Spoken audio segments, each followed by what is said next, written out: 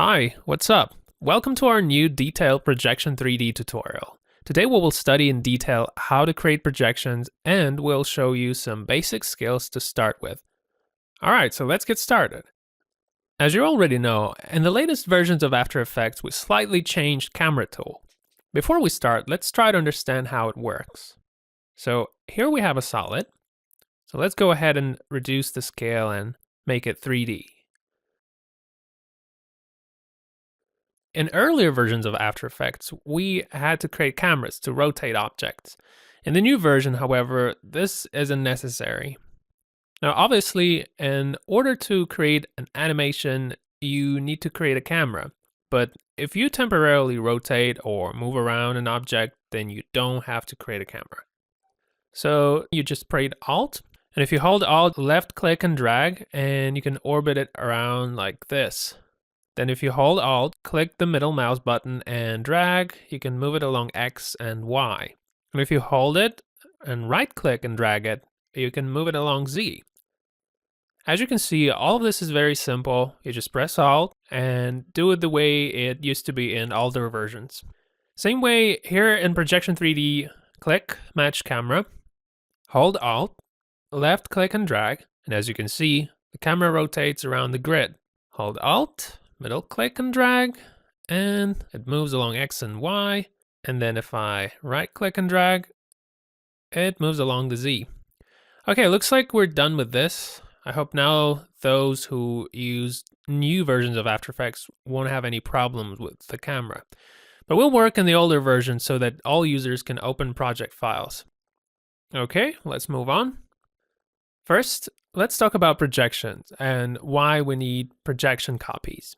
Reading comments from some of the previous tutorials, I noticed that some users don't understand the logic behind it. Projection is the display of an image on a distant plane or other surface.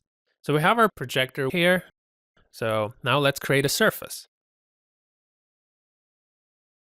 Okay, this is the simplest single layer projection.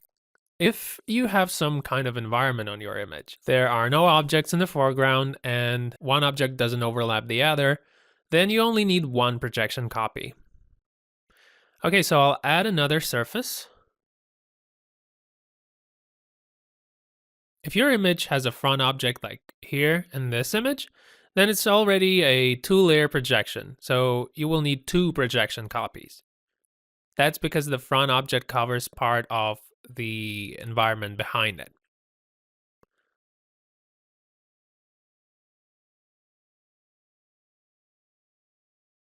Look, there are several balls in this picture, but this doesn't mean we need the same number of projection copies.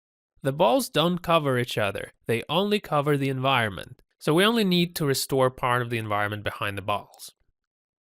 But what if we move this object over here?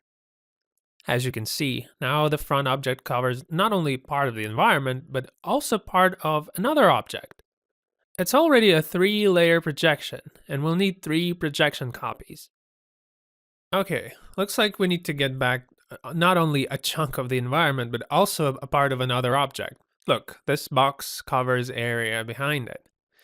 So depending on how many objects cover one another in the image, we will decide how many projection copies we'll need. Now let's see what it looks like in practice. So I'll drag the image here. Now we need to match our camera with this image to find the place and angle from which this photo was taken. Using Camera Tool, I'll try to match helper grid lines with the lines on the image. Like this, so that the grid lines match with the lines on the road. They have the same angle and direction. Just need to add a bit of depth. Click here to unhide helper grid, then disable scale on all axes and increase scale along the Z. Okay, cool. Let's hide helper grid, select our image and camera, and click Create Projection. Now the plugin asks us how many projection copies we should create. So since we only have an environment, we only need one copy. So I'll choose one. Great. Now we have a projector with an image inserted in it. But why do we see black screen? Because, as I already mentioned, projection is a kind of light displayed on a distant surface. And where is that distant surface? Well, we haven't created it yet. And since there is no surface, the light is just kind of lost in space out there. So let's go ahead and create a surface.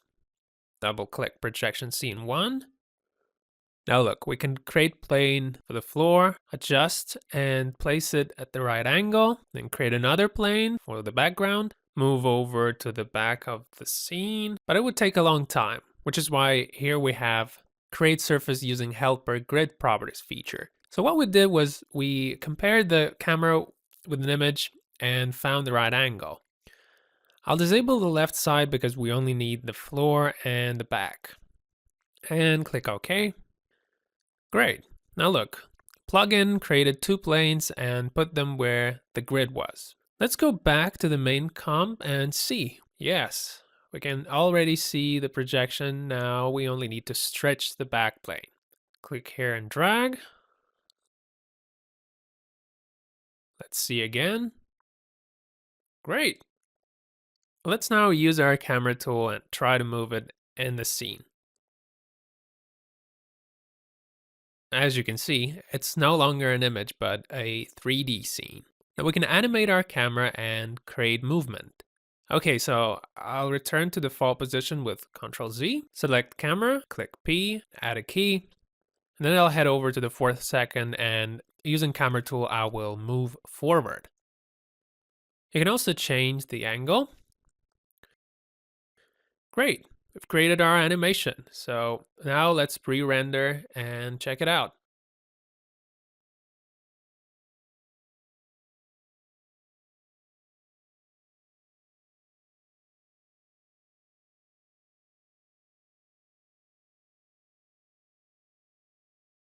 Looks great, doesn't it?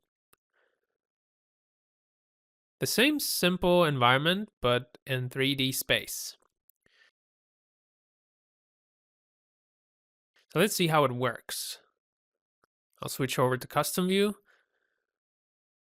Look, we've created the real position of the field with the road and also the background. And the projector is right here at the point from which the photo was taken. So we are basically recreating the original three-dimensional view of our landscape, and the light from the projector goes not just on some flat surface, but on a 3D surface rather.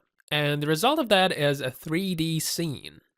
And as you can see, objects here don't overlap or anything, except for that small hill here that slightly covers the back of the mountain. But it's very far away and it doesn't really matter for us. You do not need to create 3D with extra high accuracy. You only need to work with those objects that are bent when it moves. Well, that's it. Now let's create a scene with 2 projection copies. I'll drag the new image over here. As you can see, here we have not only the environment, but also an object in the foreground. Okay, so let's start matching our camera.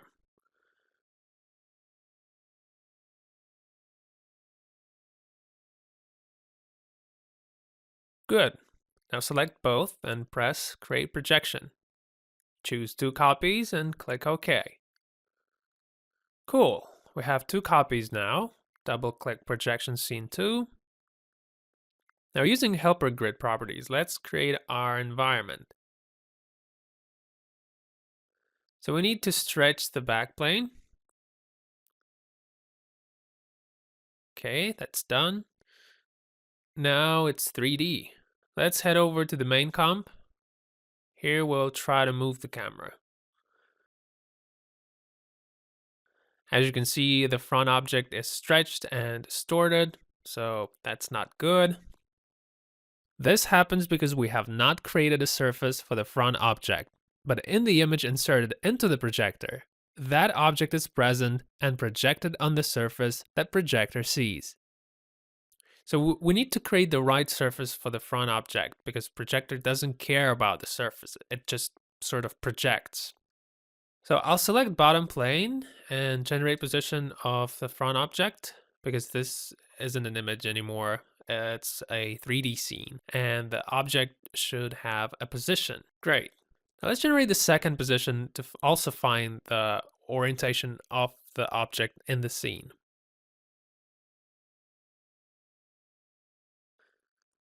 Okay, now I'll select both position points. I'll go to Tools, Generate Plane from Points. As you can see, we just created a plane and it has the correct orientation. Now we need to draw a mask along the contours of the front object to remove the excess surface. We only need the part that covers it.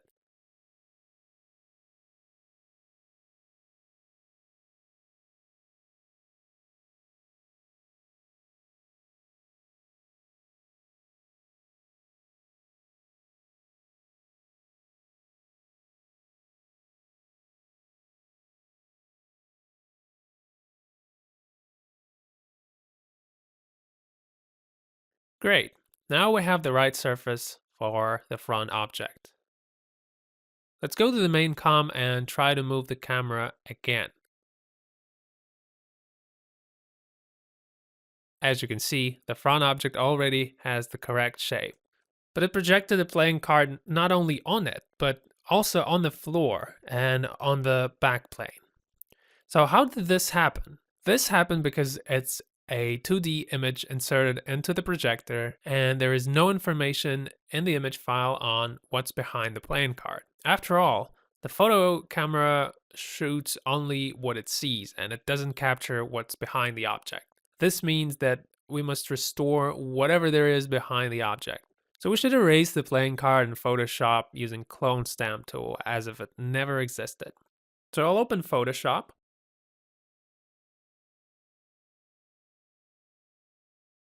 And I'll do some erasing with the Clone Stamp tool.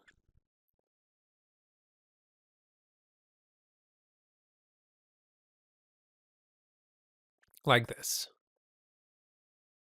You need to restore everything that is behind the card.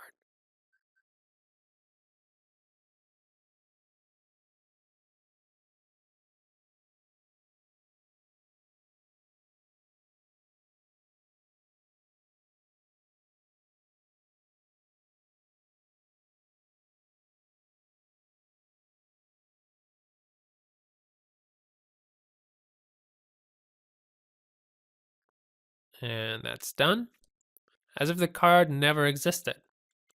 Let's go ahead and save this new image. I'll call it BG. I'll go back to After Effects. And now let's just replace that image in the projector with the one we've just created. Great. The background is now clean, but as you can see, the card has disappeared. The surface we've created remains, only now it has part of the background on it. It's because the image inserted into the projector no longer contains it. Now, if one projector can't show both the card and the environment at the same time, then we need a second projector. That's why we've created two projection copies. So let's move the card to projection scene 1, cut it, and we'll just go and paste it. So I'll go back to the main com. See, the card is there. And when I start to move the camera, the environment behind the card is now clear. And that's what we needed. So let's see how it works. In the first projector, there is a card image. And in front of the projector, there is only the surface created for the card. Let's check it out from custom view.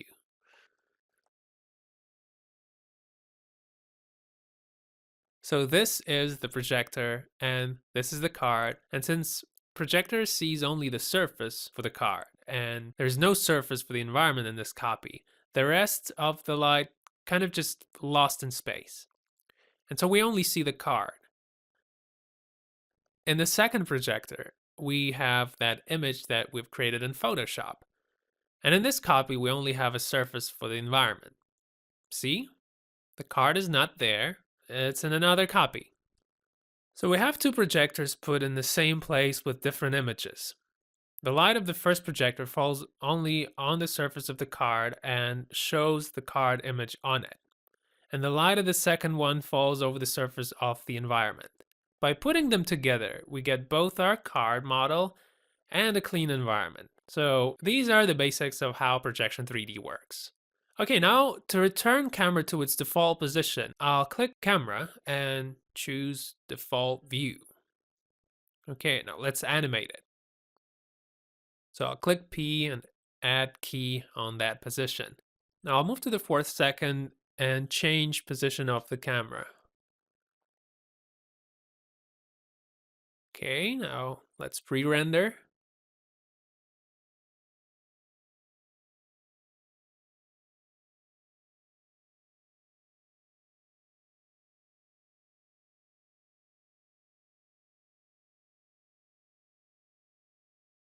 And check out the result.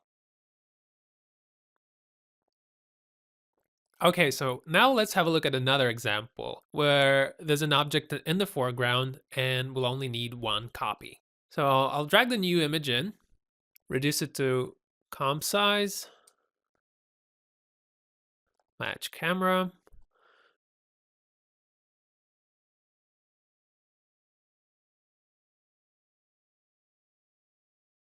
Okay, now select camera and image and I'll create projection. Choose one copy. Now I'll create a surface using helper grid. Stretch this one. Okay, great. We have a 3D scene now. So let's go ahead and add a person onto it. Now, as you remember, we have to generate position for our character. Click where you want to place it, here for example, then click File, Import Image, choose the character image and click OK. Great, let's make it a little bigger now.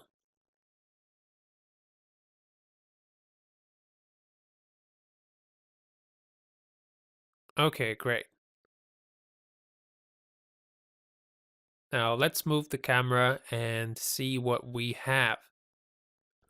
So you can see that the character is not projected onto the floor, nor the background. The reason for this is that the character is a separate PNG file put in 3D space. So it's not in the image inserted into the projector. So it can project it. You can put an image with an alpha channel in this scene, but it will be flat because it's just an image. If you're satisfied with a flat surface, then you can do this. And if you need a 3D surface, then this method is not for you. Okay, now let's move on to the next example.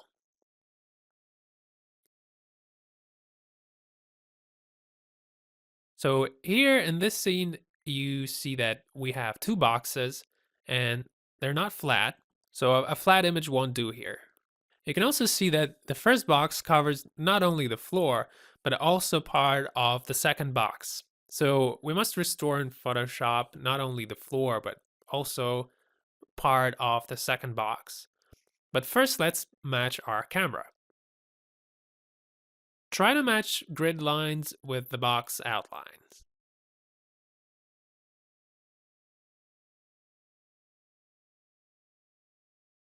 As you can see, it doesn't work like that. So we need to change camera's focal length.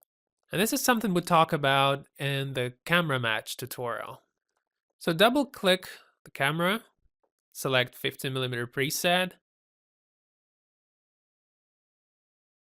try to match it again.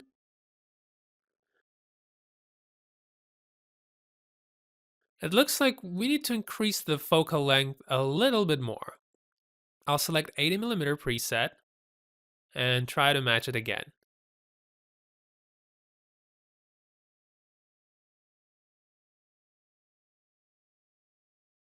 Now that the lines match, we can go ahead and create our projection.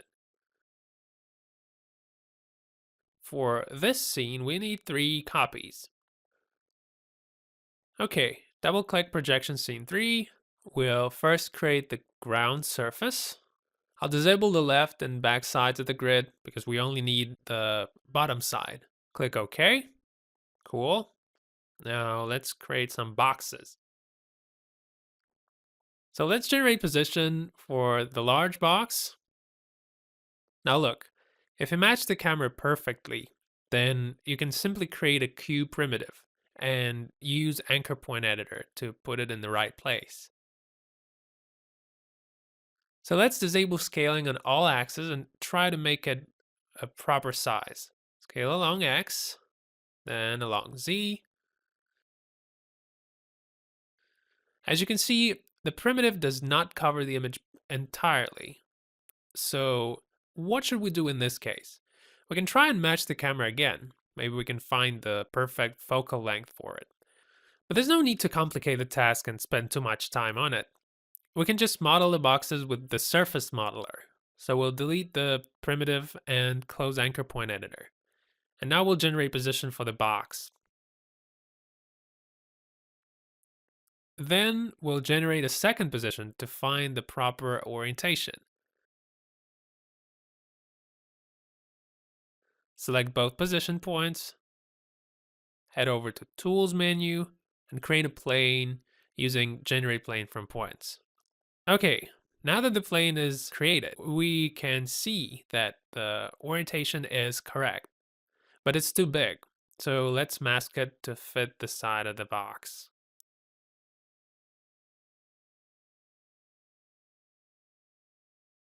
Great. Now we need to create the left side of the box.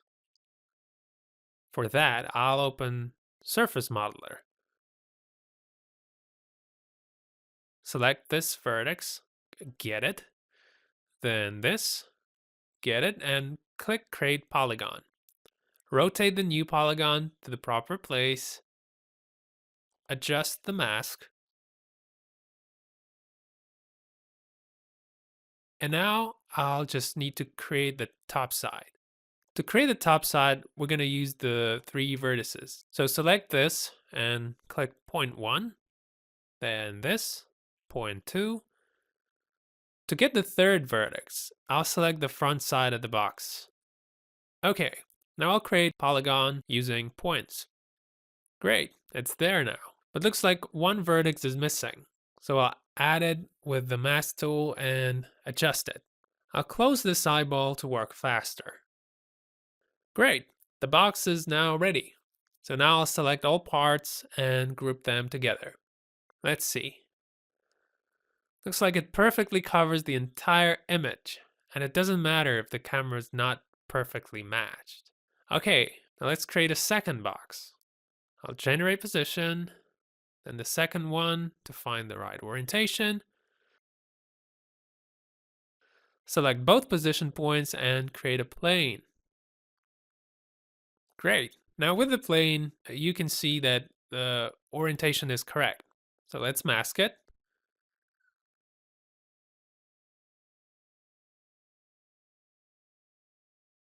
Select the vertices, get them, create polygon, rotate it,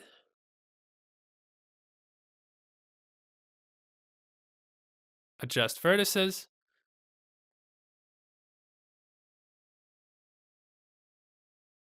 Great. Now we can create the top side. First one, second one, and the third one. Create polygon, add new vertex, and adjust it.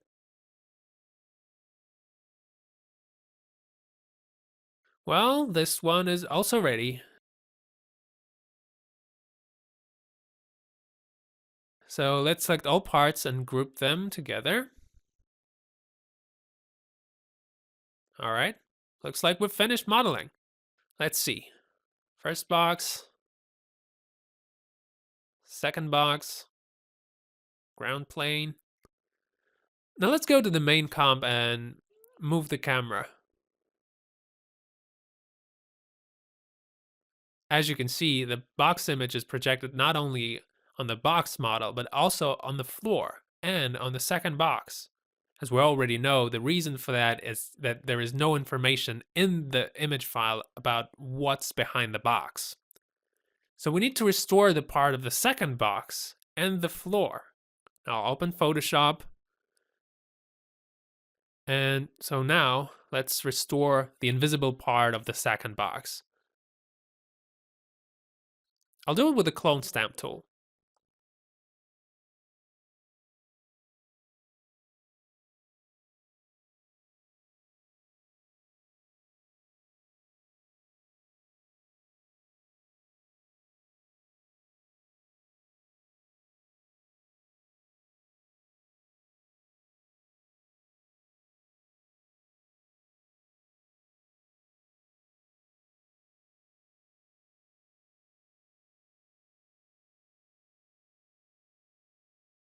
Okay, that looks good.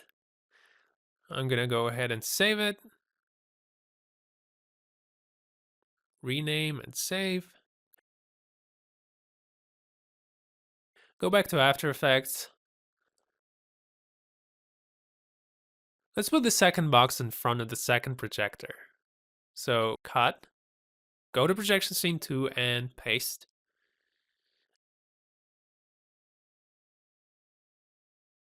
And move the first box to projection scene 1.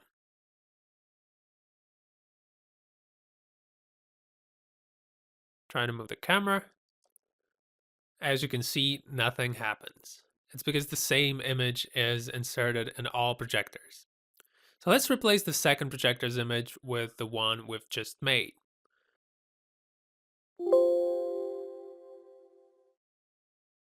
Try to move the camera again.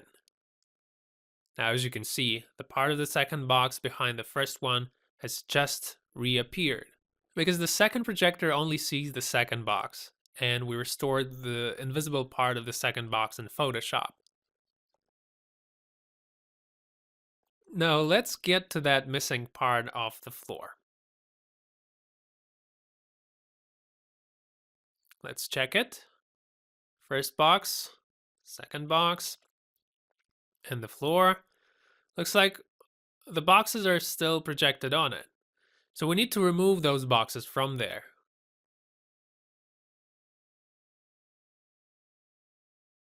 I'll do that.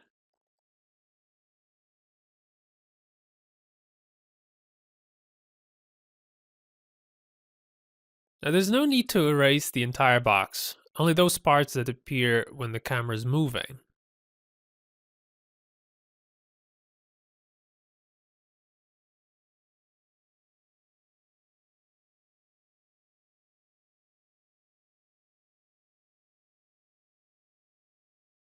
Like this. Okay, I think that's enough. I'll save it.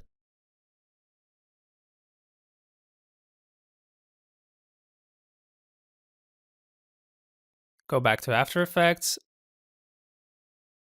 and replace projection image and projection scene 3.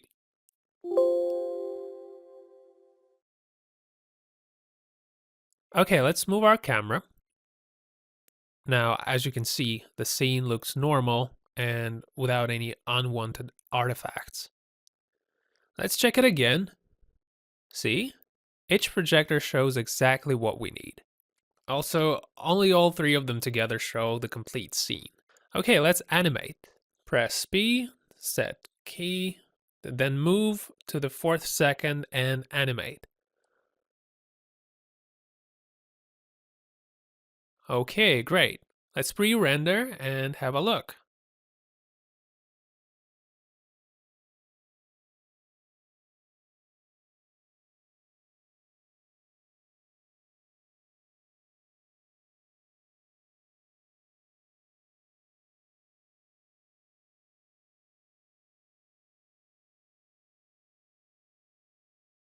Everything looks fine, but we can see white edges appear during movement. This is because we are going beyond the edge of the image, the one on the surface. So what should we do?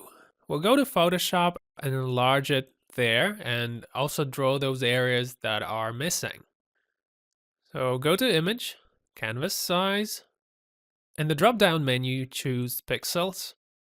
Then increase image width to 2800 and set height to 1800.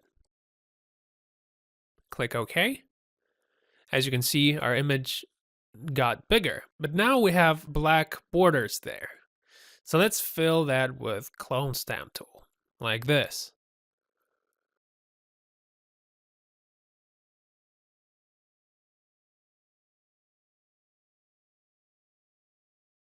Let's save it now and see what happens. As you can see, that wide area is now filled. But let's also fill in this whole top area.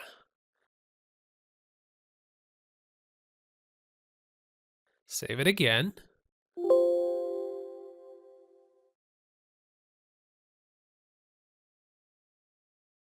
Okay, looking good. Wide edges have disappeared and don't appear during movement anymore. Alright, this scene is complete. That's it, guys. Now you know how to create projections. Now, again, how many projection copies we need depends on how many objects cover each other in the image. For example, in this image here, the ball covers part of this ball here, and this one covers a bit of this one. So in this scene, we need 4 projection copies. Okay, that's good. Now let's create another simple scene, only this time we'll match the camera in FSBY. So drag this image to composition window, reduce it to comp size, then open it in FSBY.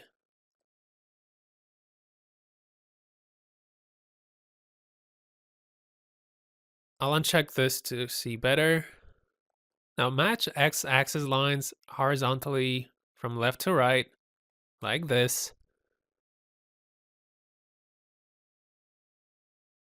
And then match y-axis lines. As we already know, unlike in After Effects, y-axis in FSBY directed inward. Okay, you can see that z-axis is directed downward. So to fix this, change x to -x and enable the XY grid floor. Now let's see.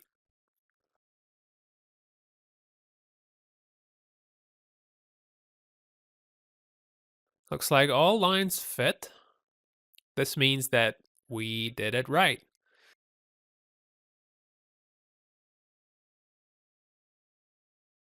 So let's export our camera as JSON file.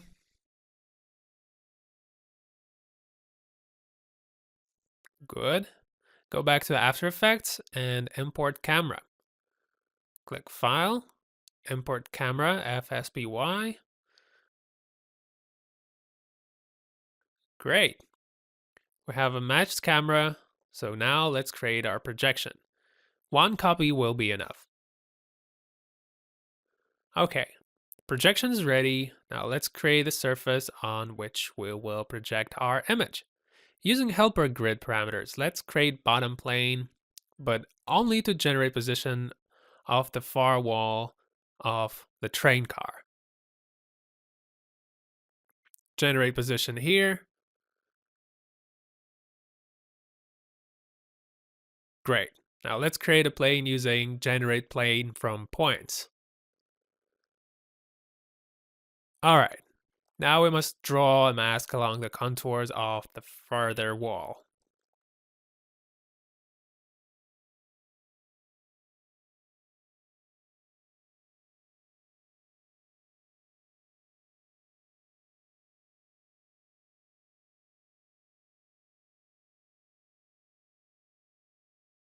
Okay, let's delete the bottom plane.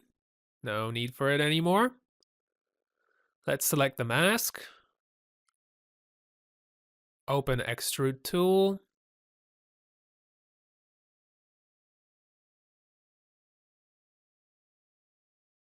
Create surface.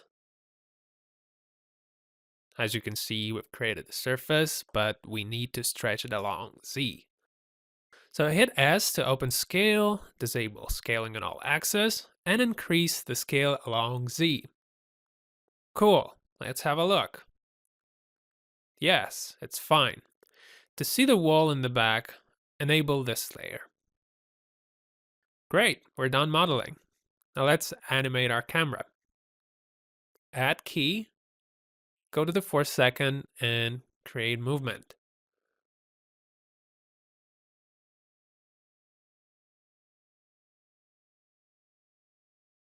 Oh, looks like we also need to animate the camera's point of interest.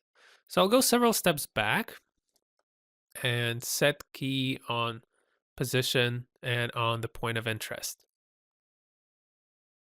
Then go to the 4-second again and create movement.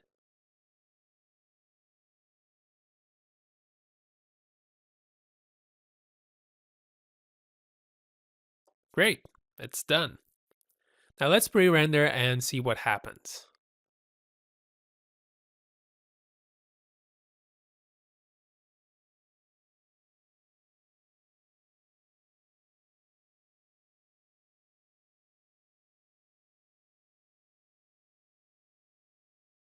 Not bad at all. If you find the result to appear too blurry and you want to add some sharpness, then go to Projection Scene 1, right-click, open Composition Settings, click Advanced Settings, then Options, and in the drop-down menu, increase Shadow Map Resolution to 4000. This will sharpen your projection. Okay, that's it. I hope this tutorial was useful for you guys, and so now you have the basic skills to create your projections. Thanks for watching, and we'll see you later.